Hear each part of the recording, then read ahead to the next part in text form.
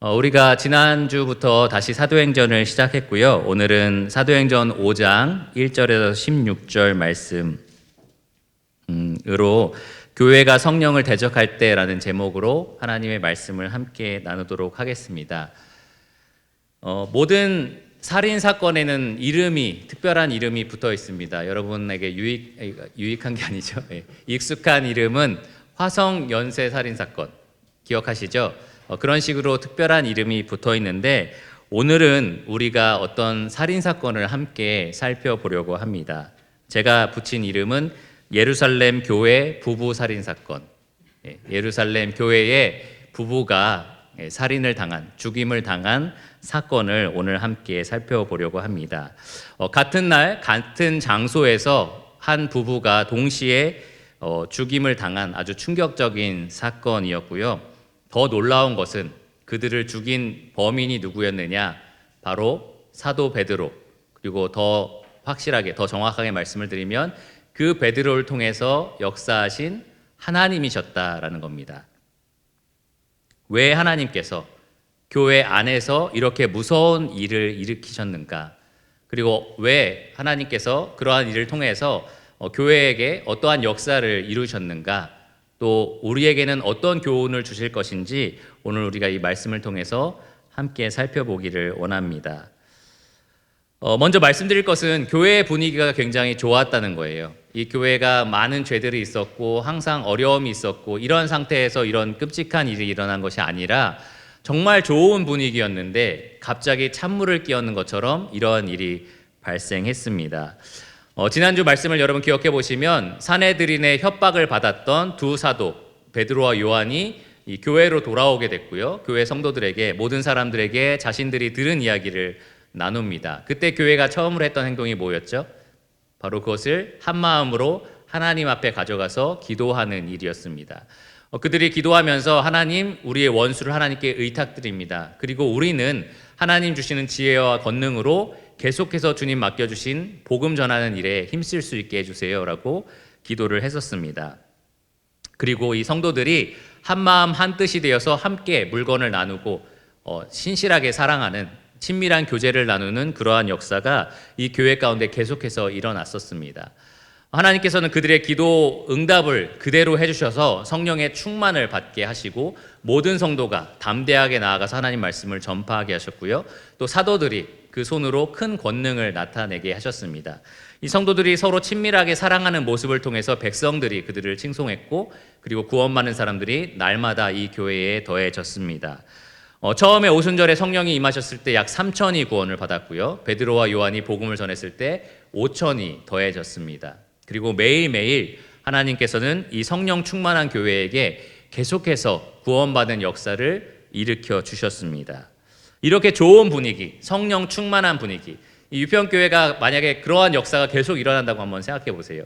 우리가 사랑으로 서로 돌아볼 뿐만 아니라 말씀을 있는 곳에서 각각 담대하게 선포하고 매일 이렇게 믿는 사람들이 지금 코로나라서 이 교회에 들어올 수는 없지만 계속해서 유튜브 구독자들이 늘어난다든지 함께 이 예배에 참석하는 사람들이 늘어난다든지 구원받는 역사가 계속해서 일어난다라고 한번 생각해 보시기 바랍니다. 그러한 상황에서 갑자기 이렇게 끔찍하고 무서운 일이 교회 가운데 일어난 겁니다. 모든 교회가 한마음 한뜻이 되었다라고 기록되어 있지만 모든 사람이 그랬던 것은 아니었습니다. 아나니아와 삽비라는 다른 마음과 다른 뜻을 가지고 있었던 거죠. 이 아나니아 이름의 뜻은 하나님은 자비롭다이고요. 그리고 삽비라의 이름의 뜻은 아름답다입니다. 그런데 그 이름과 달리 이 두 부부를 통해서 하나님께서는 교회에 하나님의 자비가 아니라 하나님의 공의를 드러내셨고요. 아름다운 일이 아니라 참으로 흉측한 일을 일으키셨습니다. 그러면 하나님이 교회 가운데 어떤 일을 일으키셨는지 본문 말씀을 통해서 함께 살펴보겠습니다. 사도행전 5장 1절에서 16절까지인데요. 찾으신 줄 알고 제가 읽도록 하겠습니다. 아나니아라 하는 사람이 그의 아내 삽비라와 더불어 소유를 팔아 그 값에서 얼마를 감춤해 그 아내도 알더라. 얼마만 가져다가 사도들의 발 앞에 두니 베드로가 이르되 아나니아야 어찌하여 사탄이 내 마음에 가득하여 네가 성령을 속이고 땅값 얼마를 감추었느냐?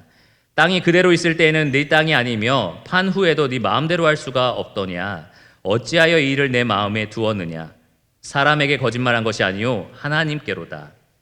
아나니아가 이 말을 듣고 엎드러져 혼이 떠나니 이 일을 듣는 사람이 다 크게 두려워하더라. 젊은 사람들이 일어나 시신을 싸서 메고 나가 장사하니라. 3시간쯤 지나 그의 아내가 그 일어난 일을 알지 못하고 들어오니 베드로가 이르되 그 땅 판값이 이것뿐이냐 내게 말하라 하니 이르되 예 이것뿐이라 하더라. 베드로가 이르되 너희가 어찌 함께 꾀하여 주의 영을 시험하려 하느냐? 보라 너의 남편을 장사하고 오는 사람들의 발이 문 앞에 이르렀으니 또 너를 메어 나가리라 하니 곧 그가 베드로의 발 앞에 엎드러져 혼이 떠나는지라. 젊은 사람들이 들어와 죽은 것을 보고 메어다가 그의 남편 곁에 장사하니 온 교회와 이 일을 듣는 사람들이 다 크게 두려워하니라. 사도들의 손을 통하여 민간의 표적과 기사가 많이 일어나매 믿는 사람이 다 마음을 같이하여 솔로몬 행각에 모이고 그 나머지는 감히 그들과 상종하는 사람이 없으나 백성이 칭송하더라. 믿고 주께로 나아오는 자가 더 많으니 남녀의 큰 무리더라. 심지어 병든 사람을 메고 거리에 나가 침대와 요 위에 누이고 베드로가 지날 때에 혹 그의 그림자라도 누구에게 덮일까 바라고 예루살렘 부근에 수많은 사람들도 모여 병든 사람과 더러운 귀신에게 괴로움 받는 사람을 데리고 와서 다 나음을 얻으니라. 네, 오늘 이 말씀을 통해서 저는 먼저 이 교회 안에 일어난 사건의 개요를 살펴보고요. 왜 그들에게 그러한 일이 일어났을까 한번 생각해 보겠습니다. 그리고 나서 성령 충만한 교회를 통해서 하나님이 어떻게 역사하시는지 마지막 장면을 살펴보겠습니다. 제가 예루살렘 부부 살인 사건이라고 말씀을 드렸는데요. 이 사건의 개요는 생각보다 굉장히 단순합니다. 아나니아와 그의 아내 삽비라가 1절에 보시면 더불어 소유를 팔았습니다. 그들의 소유는 다름 아닌 3절과 4절에 나오는 것처럼 땅이었는데요. 그들의 밭이었습니다. 그 밭을 더불어 팔았다라는 말은 이 남편이 아내 몰래 팔았다 혹은 아내가 남편 몰래 팔았다가 아니라 둘이 함께 논의해서 팔았다라는 이야기입니다. 둘 중에 하나의 생각이 아니라 둘 모두의 생각이다라는 거죠. 이 당시에 예루살렘 교회에 아까 초반에 말씀드린 것처럼 성도들이 자기의 물건을 각각 팔아서 가난한 성도들에게 나눠주고자 이 사도들의 발 앞에 놓는 그러한 역사가 일어나고 있었습니다. 그래서 교회 안에 가난한 사람이 한 사람도 없을 정도로 이러한 놀라운 구제의 역사가 교회 안에 열심히 일어나고 있는 상황이었습니다. 아마도 이 아나니아와 삽비라는 그 역사에 우리가 동참하자라고 생각을 했던 것 같습니다. 작정 헌금을 할 때 여러분 제가 아내와 이 밭을 팔아서 전액을 기부하겠습니다. 전액 헌금하겠습니다. 이렇게 먼저 약조할 수 있잖아요. 이 아나니아와 삽비라도 아마 그렇게 우리가 밭을 팔아서 다 바치겠습니다라고 미리 약속을 한 것 같습니다. 그런데 문제는 2절에 나오는 것처럼 그들이 그 값에서 얼마를 감추었다라는 겁니다. 왜 감췄을까요? 왜 전액을 드리지 못하고 감추었을까요? 사실 이 감추다라는 표현은 제가 예전에 한번 말씀드린 적이 있지만 구약 성경에서 아간이 가나안 백성들을 이렇게 점령했을 때 그 물건 중에 하나를 자기 장막 밑에 감추는 그 표현과 동일한 표현입니다. 왜 이 아나니아와 삽비라가 이 하나님께 드릴 제물 중에 얼마를 감추었을까요? 아까웠을 수도 있고요. 또 자기가 꼭 필요하다라고 생각하는 것이 있었을 수도 있습니다. 근데 정확한 것은 우리가 그 이유는 알 수가 없는데 이 전부를 바치지 않고 일부만 바치자라는 이 생각이 이 아나니아인 남편, 이 남편 혼자만의 생각은 아니었음에 분명합니다. 이 2절에 보시면 아내인 삽비라도 이것을 알고 있었다라고 기록하고 있습니다. 또 베드로가 나중에 아나니아의 이 삽비라에게 이렇게 책망할 때 너희 둘이 어떻게 이것을 꾀하여 라고 책망을 합니다. 그러니까 두 사람이 함께 이 전액이 아니라 일부를 바치자라는 생각에도 동참을 했던 거죠. 둘 중에 대표로 아나니아 남편이 이 돈을 가져다가 사도들의 발 앞에 두었습니다.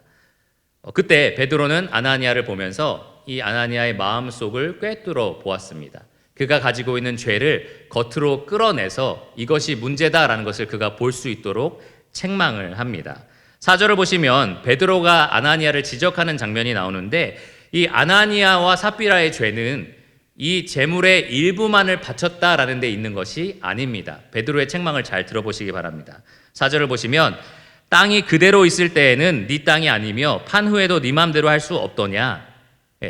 땅이 처음부터 너의 땅이었다, 네 소유였다라고 얘기를 하는 거고요. 그것을 팔고 나서 금액을 얼마를 바칠지도 네가 정할 수 있었다라고 분명하게 이야기를 합니다. 땅 처분권도 그에게 있었고 또 그것을 그 취득한 돈을 어떻게 할지도 그에게 있었다라는 거죠. 근데 베드로가 문제로 삼은 것은 무엇이냐? 4절을 더 보시기 바랍니다. 어찌하여 이 일을 네 마음에 두었느냐?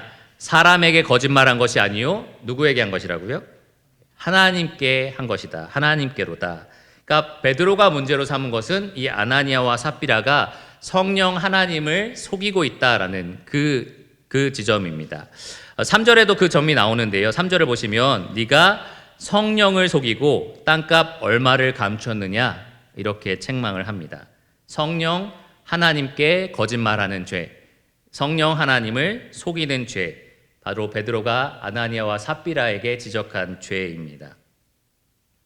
이 아나니아와 삽비라 입장에서는 이 사도들과 교회가 자기들이 들고 가는 돈이 전액인지 일부인지 절대로 알 수 없을 거다라고 생각을 했을 겁니다. 자기들이 다 바치겠다라고 말을 했으니 가지고 가는 금액이 얼마인지 상관없이 교회가 볼 때에 그리고 사도들이 볼 때에 이것이 전액이구나 라고 분명히 생각할 거다라고 이 두 부부가 생각을 했습니다. 그래서 그 당시에 교회에 수많은 사람들이 하나님께 바치고 있었는데 예를 들면 그 앞에 나왔던 위로의 아들 바나바처럼요, 그렇게 하나님께 열심히 바치는 많은 성도들이 아마 칭송을 받고 칭찬을 받았을 겁니다. 그래서 아나니아와 삽비라도 우리가 그렇게 하나님께 드렸을 때, 사도들 발 앞에 이 금액을 드렸을 때 이게 전액인지 일부인지 알 수 없으니 우리가 마치 다 바친 것처럼 사람들과 교회의 칭찬을 받을 거다, 이렇게 생각을 했을 겁니다. 그리고 동시에 돈도 챙길 수 있었던 거죠. 그런데 그들이 고려하지 않은 한 대상이 있었던 거예요. 누굴까요? 그들이 머릿속으로 전혀 생각하지 않았던 한 사람. 사도들도 속일 수 있고 온 교회를 속일 수 있다고 생각했지만 절대 속일 수 없는 그 마음을 꿰뚫어 보시는 분, 바로 성령 하나님이었습니다. 그들의 헌금의 대상, 그들의 신앙의 대상, 이 교회로서 사실 그들이 섬기고 따르고 있는 대상은 바로 이 하나님이시잖아요. 근데 그들은 그 하나님을 전혀 생각하지 않고 이 일을 했던 것입니다. 하나님은 사람의 중심을 보시고요, 그 중심을 보시는 하나님을 무시하는 교회는 성령 하나님을 대적하는 교회입니다. 이 성령을 속인 대가가 아주 무거웠죠. 이 오늘 말씀을 보시면 성령 하나님을 속이고 그분께 거짓말하고, 그러한 이 아나니아의 죄가 이 베드로가 그 죄를 끌어내서 책망했을 때 이렇게 심판으로 나타났습니다. 5절을 보시면 그 자리에서 엎드러져 혼이 떠났습니다. 죽었다는 말이죠. 심장마비일 수도 있고요, 뇌졸중일 수도 있는데 정확하게 어떤 원인인지 알 수 없지만 분명한 것은 하나님께서 그를 치셨다라는 겁니다. 베드로가 이 아나니아를 어떻게 저주하거나 너는 죽을 거다라고 말한 장면이 전혀 없어요. 베드로가 너가 성령을 속였다, 성령께 거짓말한 거다라고 말했을 때 이 아나니아는 그 자리에서 바로 하나님의 심판으로 죽임을 당했습니다. 이 일을 들은 사람이 얼마나 놀랐을까요? 여러분, 지난번 제가 설교할 때도 말씀을 드린 것 같은데 유평교회에 그런 일들이 한번 발생한다고 생각해 보세요. 그런 일이 발생했을 때 나머지 사람들이 굉장히 놀라고 두려워할 것입니다. 하나님을 우리가 만만하게 보면 안 되는구나, 이렇게 가벼운 마음으로 섬기는 것이 아니구나라는 두려움이 있었을 겁니다. 이 말씀해 보시면 이 일을 듣는 사람이 다 크게 두려워했다라고 5절에 기록되어 있고요, 교회는 성령을 대적한 것의 결과가 얼마나 무서운지를 알고 떨었습니다. 이 유대 사회에서 갑자기 그리고 불명예스럽게 죽은 사람은 이렇게 장사 지내는 것도 급하게 빠르게 처리를 합니다. 그래서 젊은 사람들이 그 장면을 보고 죽은 사람을 끌어내서 가서 장사를 지냈고요, 약 3시간 정도가 흘렀습니다. 그때 어떻게 이렇게 딱 무슨 동화에 나오는 것처럼 아주 적절한 시기죠. 이렇게 장사를 지내고 돌아오는 그 시점에 이 삽비라가 이 교회 안으로 들어왔습니다.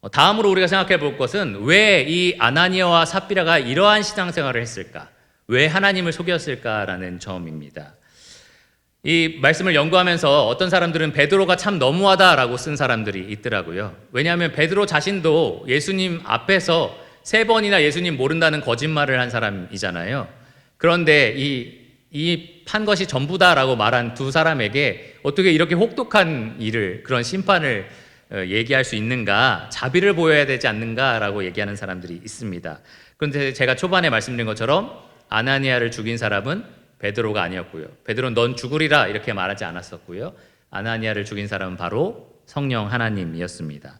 물론 삽비라에 대해서는 베드로가 그렇게 얘기를 했죠. 너 남편을 메고 간 사람이 너도 장사할 거다라고 얘기를 했는데 성령 하나님께서 그렇게 역사하신다는 것을 베드로가 알았기 때문에 그렇게 말한 것 같습니다.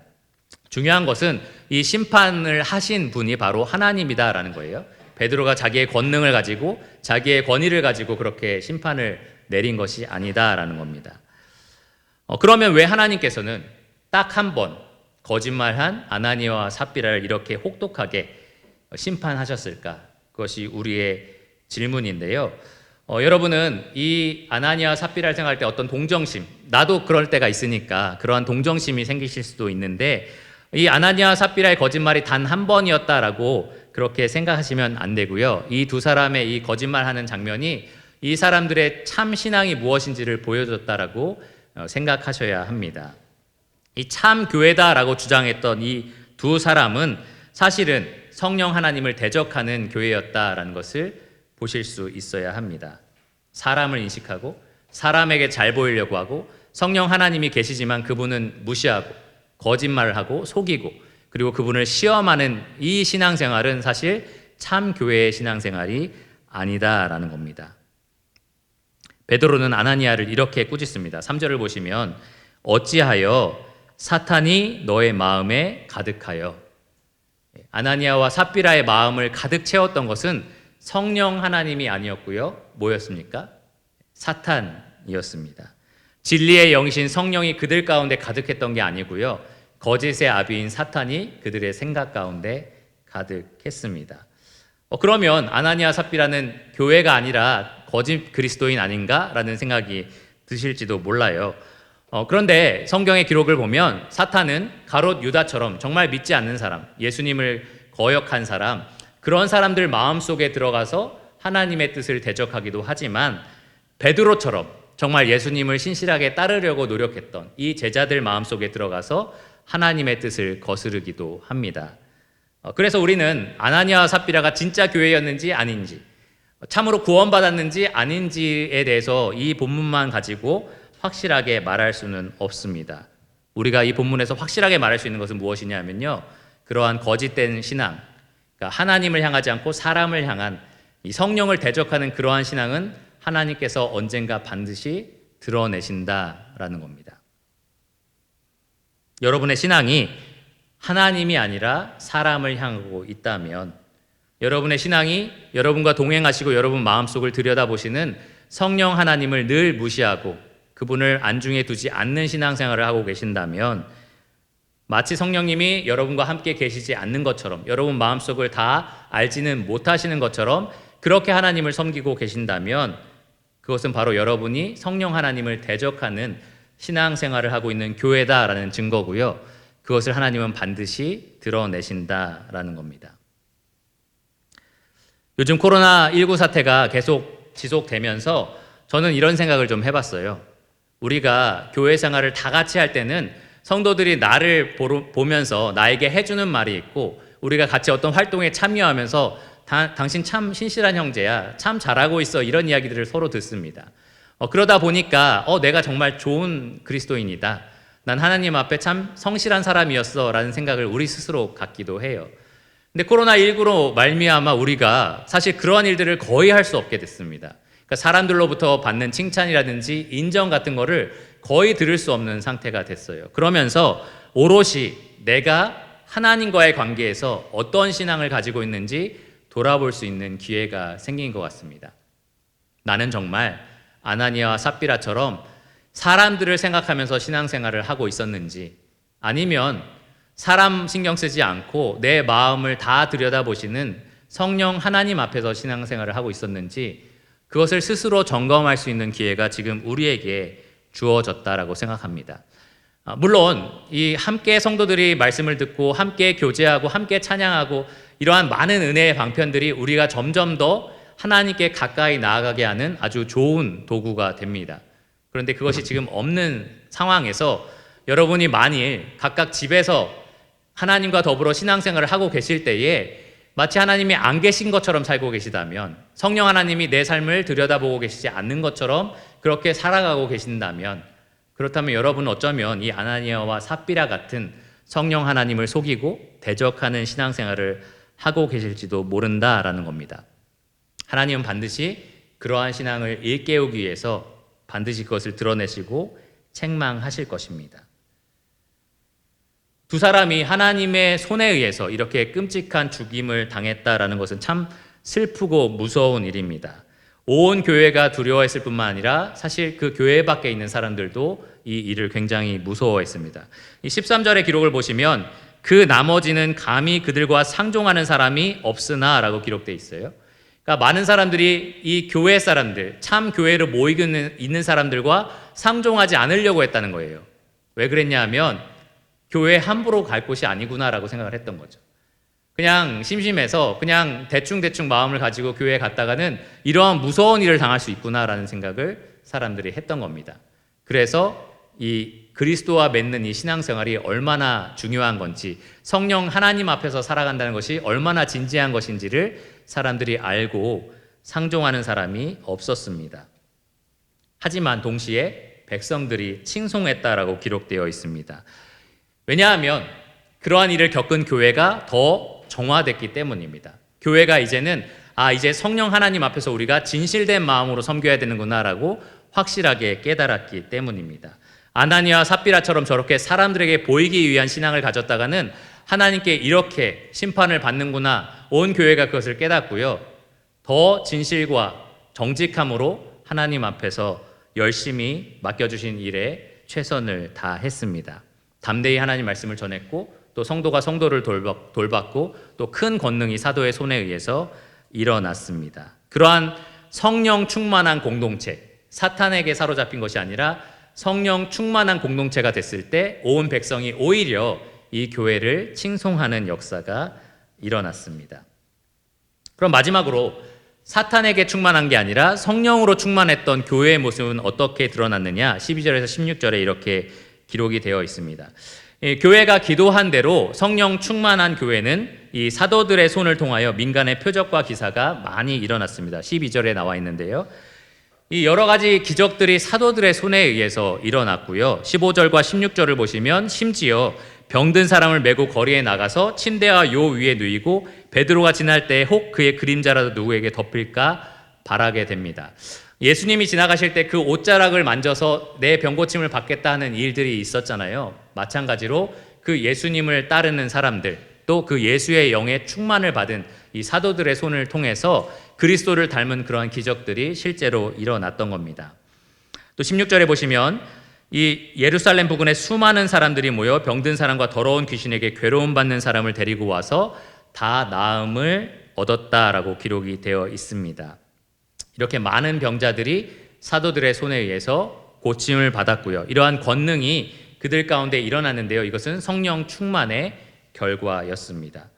그렇게 그냥 놀라운 기적만 계속 베풀었던 게 아니고요, 그것을 바탕으로 그 권위를 가지고 담대하게 선포한 것이 있으니 바로 하나님의 말씀이었습니다. 12절을 보시면 믿는 사람이 다 마음을 같이하여 솔로몬 행각에 모였습니다.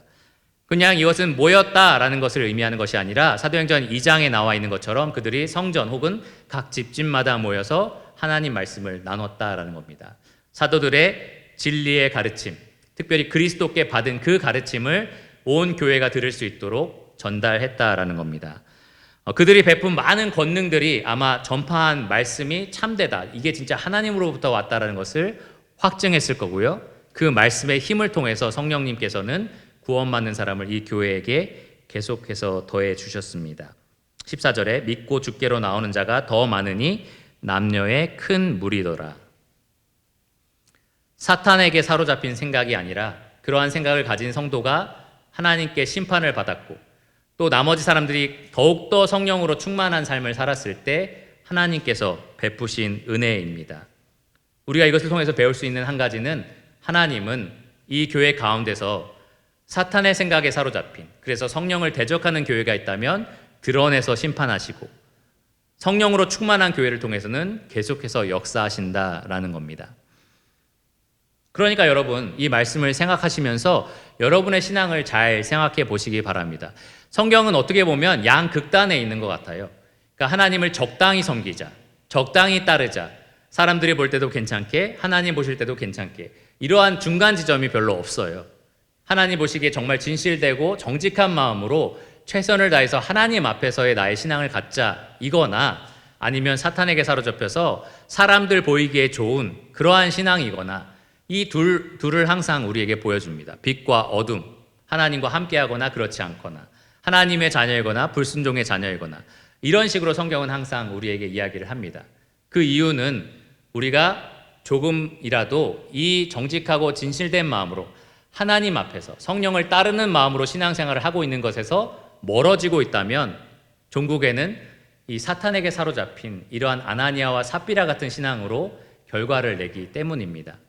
그러니까 여러분, 내가 지금 혹시 표류하고 있는지, 이 하나님 앞에서 가지고 있는 신앙에서 조금씩 멀어지고 있는 것은 아닌지 스스로 점검해 보시기를 바랍니다. 하나님 반드시 여러분을 사랑하신다면, 그리고 여러분이 속한 이 교회를 사랑하신다면 그러한 자들을 찾아내서 혹독하게 징계하실 겁니다.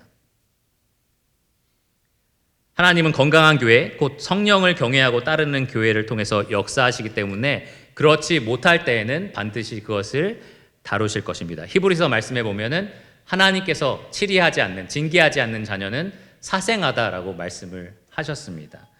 하나님 우리를 자기 자녀보다 더 사랑하셨기 때문에, 자기의 독생자 아들 예수 그리스도보다 우리를 더 사랑하셨기 때문에 분명히 우리의 그런 문제들을 다루실 겁니다. 오늘 설교의 결론으로 왔는데요. 이 말씀을 들으면서 어쩌면 여러분, 내가 정말 하나님 앞에서 바르게 살고 있는가? 아나니아와 삽비라처럼 내가 혹시 거짓말하고 있지 않은가? 내가 정말 제대로 살지 못하는 부분은 무엇인가? 이러한 생각에만 혹시 사로잡히고 있는지는 모르겠습니다. 물론 이렇게 하라고 여러분에게 말씀을 드린 건 맞아요. 여러분 삶을 평가해봐라, 하나님 앞에서 점검해봐라, 이러한 취지로 말씀드린 건 맞는데요. 저는 여러분들이 얼마나 하나님 앞에서 내가 잘 살고 있는지 보다는 하나님과 나의 관계는 무엇인지에 대해서 집중해서 생각해 보셨으면 좋겠습니다. 여러분, 어쩌면 우리는 태어나서 다른 사람들 눈치 보면서 사는 인생을 살아왔던 것 같아요. 나면서부터 우리는 죄인으로 태어났고, 죄인이기 때문에 사람을 두려워하고, 사람의 평가를 두려워하고, 사람의 인정을 갈급해하는 그러한 죄인으로서 늘 살아왔던 것 같습니다. 하지만 우리가 예수님을 만날 때는 어떤 사람으로 만난 거죠? 예수님이 내가 이렇게 열심히 사니까 나를 구원해 주시겠지, 예수님이 내가 이런 일 하시니까 나를 사랑해 주시겠지, 이렇게 우리가 예수님과 관계를 맺은 것이 아닙니다. 우리가 예수님의 사랑 앞에 무릎을 꿇고 하나님과 화목을 이루게 되었습니다. 예수님이 내가 이렇게 더럽고 이렇게 원수되었고 이렇게 연약하다는 것을 아시면서도 나를 있는 모습 그대로 사랑하고 받아주신다는 것을 알았기 때문에 그 사랑에 우리가 감동하여 하나님 앞에 나아가게 되었습니다. 그렇게 하나님과 화목을 이루게 된 거죠. 그런 우리가, 그렇게 교회가 된 우리가 이제는 예수님이 아니라 사람을 신경 쓰면서 사람을 두려워하면서 신앙생활을 한다는 것, 그것이 참으로 슬픈 일이다라는 겁니다. 그러니까 여러분, 하나님 앞에서 내가 이거 하고 있나, 이거 잘하고 있나, 이러한 점검에 앞서서 먼저 나는 예수님과 어떤 관계를 맺고 있는가, 나는 지금 예수님을 어떤 분으로 바라보고 있는가, 나는 예수님이 나를 어떤 사람으로 어떻게 바라보고 있다고 생각하는가 잘 생각해 보시기 바랍니다.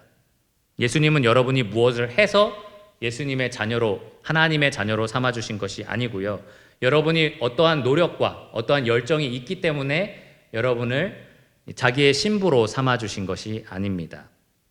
예수님은 여러분이 연약하다는 것을 충분히 아시고 여러분이 부족하다는 것을 충분히 아시면서도 아낌없이 자기 생명을 내어주기까지 여러분을 사랑하신 것입니다. 남편과 아내의 관계를 한번 생각해 보세요. 처음 결혼할 때 나는 당신이 아프든지 병들든지 무엇을 하든지 죽든지 죽음이 우리를 갈라놓을 때까지는 나는 당신을 정말로 사랑합니다. 희생적으로 정말 내 모든 것을 다해서 사랑합니다라고 서약을 하고 결혼을 하잖아요. 그리고 그 결혼할 때만큼은 내 마음이 정말 진실됩니다. 근데 지금 내 남편이나 아내가 나에게 어떻게 하는지를 늘 눈치 보면서 이렇게 하면 아내가 날 사랑해 주겠지, 이렇게 하면 날 덜 사랑하겠지, 이렇게 나에게 대한다고 한번 생각해 보시기 바랍니다. 참 슬프지 않아요? 나의 남편과 아내가 나를 그렇게 대하면서 나에게 사랑을 얻어내려고 하고 있다면 정말로 슬픈 일일 겁니다. 우리는 그리스도의 신부인 교회고요. 우리의 신랑 되신 그리스도와 결혼식을 하기 위해서 지금 기다리고 있는 중입니다. 그런데 우리가 그 그리스도와 함께 동행하는, 그 그리스도의 영과 함께 동행하는 이 인생을 살면서 계속해서 그분께 눈치 보고 내가 이렇게 하면 좋아하시겠지, 이렇게 하면 아니겠지, 나의 어떤 행위로 그분과 이렇게 만나려고 하고 그러한 신앙생활을 하고 있다면 그것이 참 슬픈 일이다라는 겁니다. 아나니아와 삽비라가 어쩌면 그런 신앙생활을 했던 거고요. 우리는 그리스도께 믿음으로 나아가는 신앙생활을 하기를 바랍니다. 사실 그렇게 할 때에야만 진심으로 올라오는 사랑의 행위가 우리 삶에서 나타날 수 있어요. 내가 열심히 해서 그리스도의 사랑을 얻으려고 하는 것이 아니라 그렇지 않음에도 나를 사랑하시기 때문에 그래서 내가 그분을 사랑하는 겁니다. 여러분, 이때에, 이 코로나 시기에 여러분의 신앙생활을 한번 점검해 보시기 바랍니다. 하나님을 위해서 내가 무엇을 하고 있지 않은지를 생각하시는 것이 아니라 하나님과 나의 관계는 과연 무엇인가 한번 질문해 보시기 바랍니다. 그리스도와 나는 지금 친밀한 관계를 유지하고 있는가? 내 신앙은 지금 누구를 바라보면서 하고 있는 것인가? 나는 예수님을 정말 누구라고 생각하는가? 만일 예수님께서 베드로에게 물으신 것처럼 나에게 네가 이 사람들보다 나를 더 사랑하느냐라고 물어보실 때 나는 뭐라고 대답할 것인가? 여러분 한번 스스로 생각해 보시기 바랍니다. 이 코로나 시기에 여러분의 개인의 신앙만 점검하실 것이 아니고요. 자녀들을 한번 생각해 보세요. 이 자녀들이 정말 아침 큐티 했어? 너 주일학교 말씀 지금 4시인데 들었어? 뭐 학생의 말씀 들었어? 뭐 점검해 주는 건 좋은 거예요. 근데 더 나아가서 그 아이들이, 나의 자녀들이 지금 교회를 어렸을 때부터 쭉 다니는 이 자녀들이 정말 그 마음에 그리스도와 관계가 맺어져 있는지, 이 아나니아 삽비라처럼 사람 보면서 부모가 이렇게 푸시하니까 혹은 친구들이 다 믿는다고 하니까 그러니까 그렇게 보이기 위한 신앙을 가지고 있는 건지, 아니면 진짜 하나님 앞에서 하나님을 바라보면서 정직한 신앙을 가지고 있는지 점검해 주시기를 바랍니다. 오늘 우리가 들은 말씀에 따르면 하나님은 여전히 성령 충만한 교회를 통해서 역사하십니다.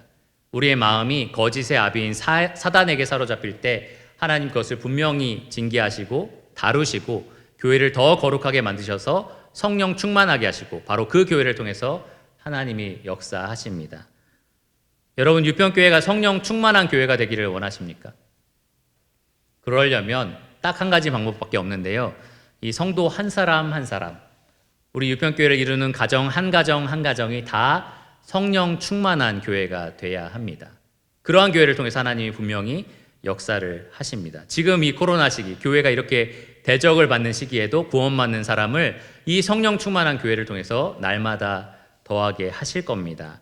그러기 위해서라도 여러분 반드시 여러분 한 사람 한 사람의 신앙을 내가 정말 그리스도와 올바른 관계를 맺고 있는지 점검해 보시고요.